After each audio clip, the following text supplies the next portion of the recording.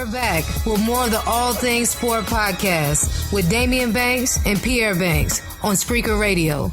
Gentlemen, the floor is yours. We are back on the All Things Sport podcast. I'm Daimeon. He's Pierre. We are talking about the NBA draft. Before we went to the commercial break, Pierre, you brought up the NBA draft and you voiced your displeasure of your LA Lakers, picking Brandon Ingram with the second overall pick. Then the number one overall pick was Ben Simmons to the Philadelphia 76ers. And, I think that's a pretty good pick for the Sixers. They're trash, so, they can only go up. Your displeasure of the Brandon Ingram pick is similar to your displeasure of one Ramsey Bolton, basically getting bitched by Jon Snow. And if I can just take a page out of the great Jay-Z's book and say, pause, I got to take a moment to just say, how in the devil does everyone in the battle get hit by arrows and horses and swords and all kind of stuff like that? Yet Jon Snow miraculously, all the arrows just fall beside him. And, Ramsey Bolton had a chance to take that man out. He shoots an arrow into the eye of the giant who's already dying. Jon Snow's not even looking at Bolton. He could have took Jon Snow out right then and there. But for some reason, he shoots it into the giant, Wan, I think his name is. And, the political BS just continues on Game of Thrones. They're going to push Daenerys. They're going to push Jon Snow when, they need to really be developing some other players in the Game of Thrones, in my humble opinion. Yeah, I'm glad you said the name of the show, because for those who don't know what the world we're talking about Game of Thrones real quick, man. As you all know, Pierre and I huge Game of Thrones fans, as I'm sure many of our listeners are. And I'm Team Jon Snow. Pierre's Team Ramsey. I don't know why. I guess he likes to roll with the losers. He did pick. I know you seen Goodfellas before, Daimeon. I'm the type of guy that always rooted for the bad guy in the movie. But hey, Ramsey is not just a bad guy, man. He's a horrible person. You could be a bad guy and still have a good heart. This guy's a bad guy and he's a horrible human being. He dead now, cause Jon Snow is the chosen one. So ain't he though? Ain't he? Jon Snow learned him. Whatever. Jon Snow learned him. He seen him. He learned him. Whatever. Also, let me just voice my displeasure with the way that Penny Dreadful was ended. And this is all things that are catching me off guard because I was watching Game 7 on Sunday. So, I had to stay up pretty late to watch my shows. First and foremost, you got to watch Game of Thrones first. So we already talked about that. But Penny Dreadful, first of all, it was a 2-show finale, which had no idea that it was 2 shows, so it really disturbed my sleep habit. And then at the end of the second show appeared the words "the end." Look it up online. Lo and behold, it's the last dang show in the series. What's going on in today's world, man? Why do things that I love always leave me? Have no earthly idea, Pierre, but in regards to Penny Dreadful, I watched the first season and it was really good, man. But I got behind on the second season and I always told myself that I would catch up. And then, during the commercial break, you tell me that it's over. I'm like, what's over? Like the season? You was like, no, the entire show. I'm like, how? Didn't it just start? I had no idea that it was over. Of course, you can get caught up these days with Hulu and Netflix and whatever, what have you. But I had no idea that the show was over, man. Yeah, very surprising to me. But it's just, this is the world that we live in, man. You fall in love with something And then people's attention spans are they're so short that, it's over with before you know it. I had no idea that this was the last season of Penny Dreadful. I didn't think we weren't informed that this was going to be the last season. They almost treated Penny Dreadful as if it was a black show. No one knew it was going on. They didn't know it was the final episode. Got no respect. The main character was only in the 2-part season finale for like 2-3 minutes before she was dead. If you hadn't watched the show, sorry, but it's disheartening to me, and I was down about it all week, man. But life goes on. I don't know, man. It's just like when other popular shows get canceled, not canceled, when they end, you kind of don't know what to do. And, I remember when Boardwalk Empire ended, you had that same feeling. Oh, my God. You had that same feeling. I mean, you were distraught. Yeah. I think you were the first person. You were the first person I called. You always the first person I call when I experience a loss, though.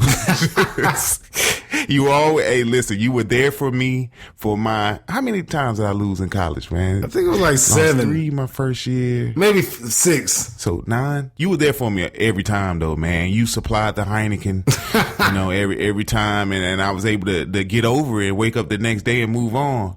Now I'm not a drinker, so I get over things differently. I don't know how to do it. Do you remember when Boardwalk Empire ended and you didn't think that, HBO shows could go on, man? You like, what's next? What's next for HBO? And I told y'all, listen, man, they always come up with something, man. Yeah, it's crazy because True Blood had ended too. And right after True Blood was Boardwalk Empire. Luckily, Game of Thrones was still in rotation, and then I can go to Showtime and get my Ray Donovan on. Yeah, see, I'm waiting on Ray Donovan to come back. Yeah, Power's on Star, so it's it's always something to keep me going. But at the time, man, you just feel like. You feel like that time, your first dog died or got put down or whatnot, man. It's just something that you feel like you're going to carry with you forever. Listen, HBO, Showtime, Cinemax, don't do that. Don't take our favorite shows away from us, man. We will have to voice our displeasure. Much like Pierre is voicing his displeasure with the NBA draft. So, you see, I brought that back. We digress. Way to bring us back, buddy, because I so diverted us. It's unbelievable. Yeah, we digress back to the NBA draft. Again, the number 1 overall pick, Ben Simmons, freshman out of LSU by way of Australia. Let me just ask you something on that. Now, I have my own opinion because I'm in SEC country, so I got to see a lot of Ben Simmons. You're in ACC country, so you got to see a lot of Brandon Ingram. Of the two, don't you feel like the Lakers got the better end of that draft? Well, I like Brandon Ingram's game. I saw both Brandon Ingram and Ben Simmons play this year. I watched Brandon Ingram a lot more than Ben Simmons because I live in Durham and Brandon Ingram plays at Duke, so Duke is on TV all the time. But LSU was on TV quite often this season because of Ben Simmons. I actually got a chance to see LSU play against NC State. And they lost to NC State. NC State was a 16-win team. I actually saw LSU play Wake Forest. And they lost to Wake Forest. I think Wake Forest played they won like 13 games. Ben Simmons had pretty good games in those two. He's a good player. Very, very versatile. Can handle the ball, pass. He can't shoot that well, but he's definitely has an NBA body. But he's not the offensive player that Brandon Ingram is. So I think the Lakers did get a better player right now. It remains to be seen the development of Ben Simmons and how he progresses as a player in the NBA. But right now, I would say that the Lakers got the better player. Brandon Ingram, he can play. Mm-hmm. He can put the ball on the court. He can shoot. Not the biggest guy in the world, but again, he's only 18 years old. He's a freshman. He was a freshman, so he has room to grow. Very wiry in his frame. But Brandon Ingram is definitely a player for the LA Lakers. So don't fret. Just because Penny Dreadful is over doesn't mean that the Lakers are over. They may be on their way back. Nah, we'll be back, man. But in all fairness to Ben Simmons, he did play on a pretty bad team.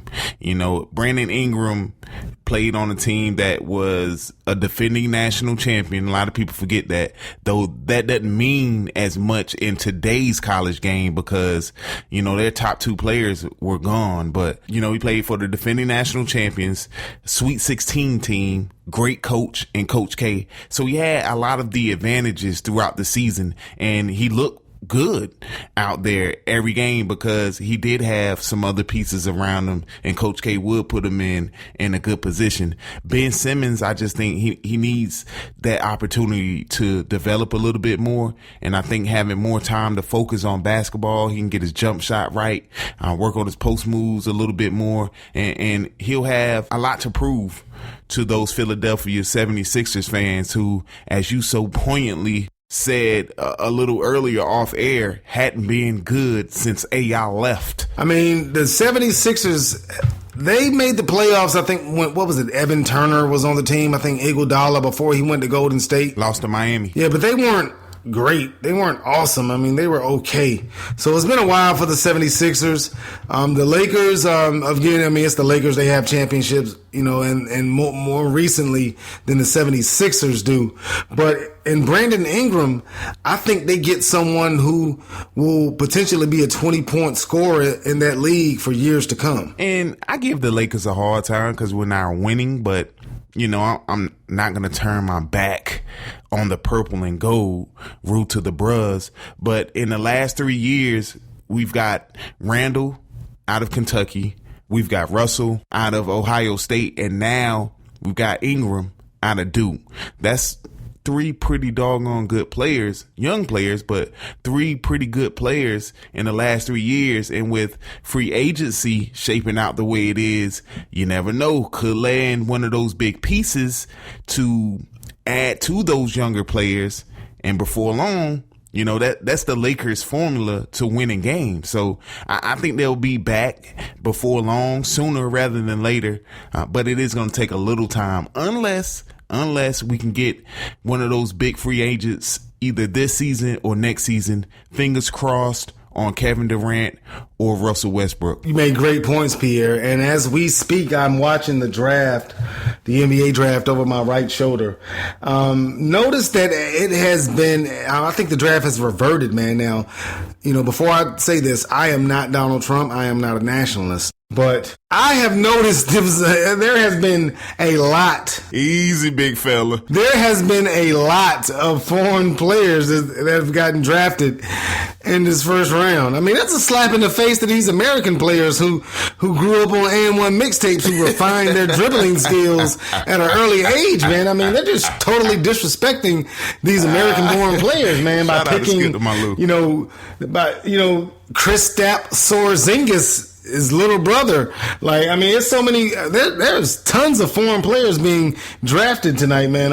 I have no idea who any of these guys are. But international basketball has just developed so much since around that 2004 mark. You remember back in 04 when Argentina, just shocked the world by upsetting USA. And since that point and a little bit before that point, the development over there has been great. Some of the best players in the league over the past few years have been from overseas. Dirk Nowitzki, the Gasol brothers, just to name a few of them. But, the draft, I think, has taken a turn for the worse because there's so many young players being drafted. And you get these guys on your team and they're not able to help your team until their contract is up. And you have so many of them stockpiled if you're one of these teams that have lottery picks the past 3-4 years, that you're going to lose all your talent at the same time because you're not going to be able to afford to pay everybody. So by the time they're able to help your team, they're out of there. Did you say Argentina? Let me digress for a second. Man, did you see the U.S. men's national team dookie their pants against Messi and Argentina in the semifinals of the Copa America, man? They made the USA make a Messi in their pants, man. Messi had a goal that was so beautiful. He bent it like Beckham on Jurgen Klinsmann and crew. Man, I was so embarrassed to be an American that night, man. I'm like, come on, man. Why is America so I won't say so non-competitive, but why isn't America at that elite level when it comes to international soccer? There's a lot of reasons. My number one reason is they don't play soccer in the hood, and we all know.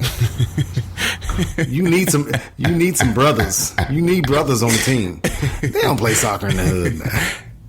I think what Daimeon is trying to say is around the globe, the best players in different countries play soccer. It's the most popular sport.